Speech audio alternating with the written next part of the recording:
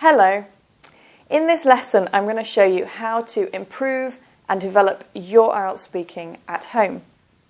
So many students tell me that they cannot improve their English because they don't have a foreigner to talk to.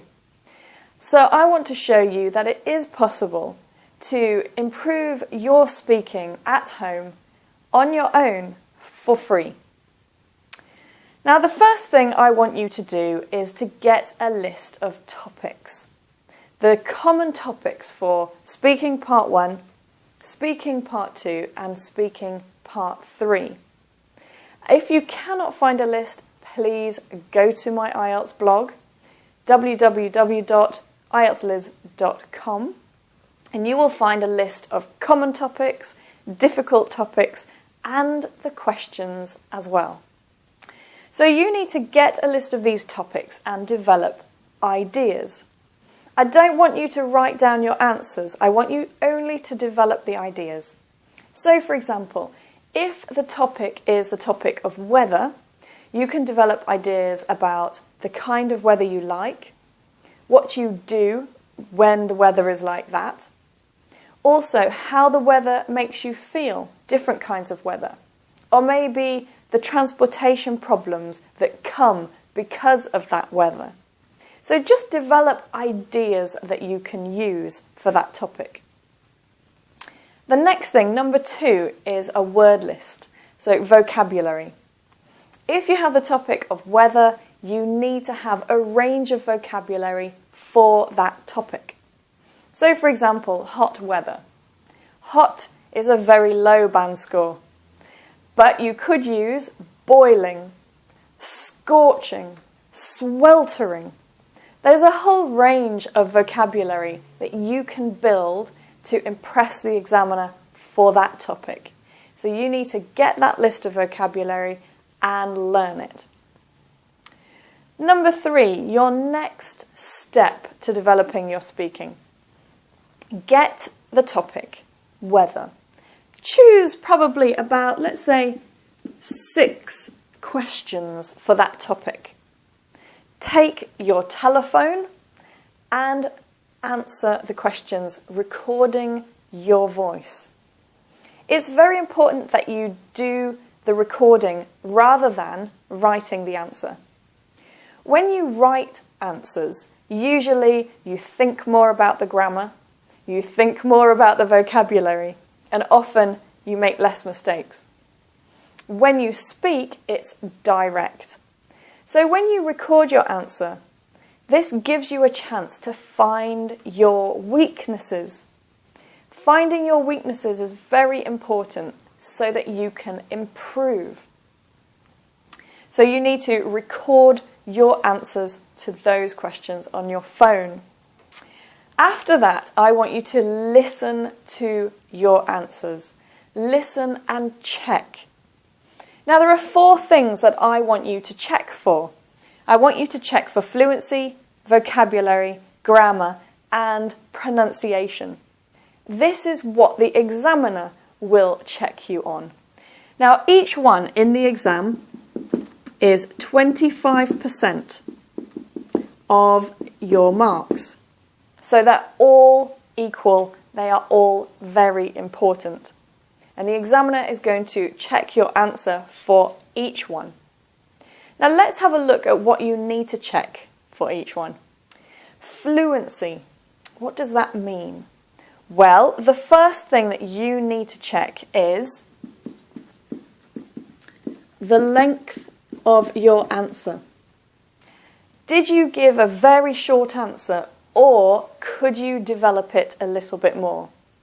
When you develop your answer a little bit more, that is a higher band score. You're offering the examiner more language, but you're showing the ability to speak fluently. So develop your answer more, higher band score. Another thing that you can check for your fluency is how many times you say, These are hesitations, and we don't want hesitations in our answer. So you need to check how many how many uhs that you have. If you have a lot, that's a problem, I'm afraid. And you need to find a way to practice more so that you get rid of the ums and ers. So we've got the length of answer and the ums and ers. Another thing that you can check for fluency is how many times you are silent. Often when students start speaking, they can't remember what they want to say and suddenly they stop. It is not good to stop and be silent in the middle of your answer. You need to fill it. You need to keep speaking naturally with a good flow, and that will give you a good band score. So those are 3 things that you can check in your answer for your fluency. Now the next thing is vocabulary. What do we need to check in the vocabulary for your answer? Well, obviously the first thing is the range. And the range means how many different words are you using. I'll give you an example. So, paraphrasing. Are you repeating the same words again and again, or are you using different words to describe the same thing? So again, we use the example of hot. You could say boiling, scorching, sweltering. Those are 3 different words that we can use for the meaning of hot. So you need to show a good range of vocabulary. That's from your word list. And you need to paraphrase and show the ability to use different words for the same meaning. When you paraphrase well, you are looking at band score 7 and band score 8. Another thing you can look at with the vocabulary, of course, are mistakes. Now, one way that you can check your mistakes is by, when you listen to your answer, listen and write down the words that you say. That way you can check more carefully if you're making any mistakes with words. Are you using the wrong word? Are you using the wrong noun with the verb? What problems do you have? So check that in your answer. Another thing to look at, of course, grammar. And with grammar, you need to check, again, the range. So, for example, the range of tenses. Are you giving only present simple? Now, I know maybe the 6 questions that you have are present simple questions. But that doesn't mean that you can't give another tense. So, for example, what kind of weather do you like? I just love hot weather, scorching weather. Last week it was perfect. So it was a present simple question, but I gave a little bit of past simple in the answer. So you can practice doing that and develop the technique of putting different tenses into your answer. Another thing you can look at is sentence structure. And that means how complex are your sentences. Are you using a lot of short sentences? So don't forget, listen to your answer, write down the words that you're using, and then check how complex the sentences are. You can perhaps start using some linkers and start extending the sentences. And of course, another thing for grammar, again, are mistakes. This is very important. The more mistakes you make, the lower your band score will be. So remember that the examiner is listening for mistakes with vocabulary and grammar. So please check what mistakes you're making and correct them and practice. And of course the last one is pronunciation. So what is the examiner looking for pronunciation? Well, the first one, of course, is word pronunciation. Are you pronouncing those words correctly? If you're not sure about that, you can go online There are free dictionaries online so that you can listen to the pronunciation of the word. So check that and make sure your words are correct. Another thing are individual sounds.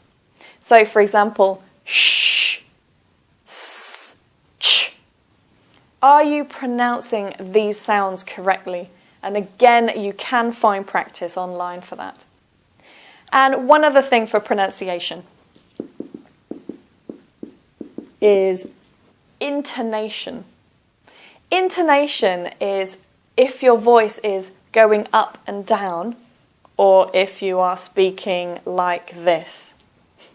If you're speaking very flat, this is not good for your band score. You need to learn to use intonation in your voice. We often use intonation to make something more interesting or to show when something is important.